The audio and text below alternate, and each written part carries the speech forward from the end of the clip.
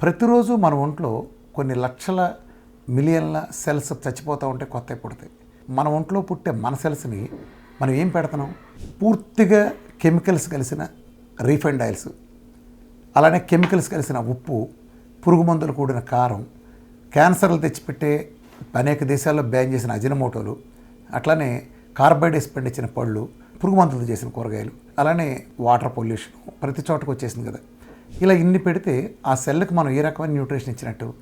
Cell mall function అవ్వడానికి ప్రధానంగా 2 కారణాలు ఏంటంటే, ఒకటి మాల్ న్యూట్రిషన్, 2 టాక్సిన్స్.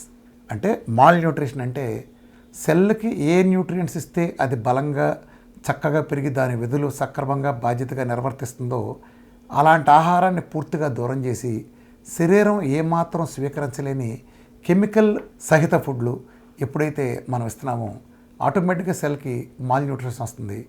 దానికి అందాల్సిన న్యూట్రిషన్స్ అందవు. రెండోది, మనం ఎదురు రివర్స్లో కెమికల్స్ ఇచ్చి టాక్సిన్స్తో నింపేస్తున్నాం సెల్ని. ఎప్పుడైతే 2 జరుగుతున్నాయో సెల్ మాల్ ఫంక్షన్ జరుగుతుంది. ఇది సమస్త రోగాలకి కారణమవుతుంది.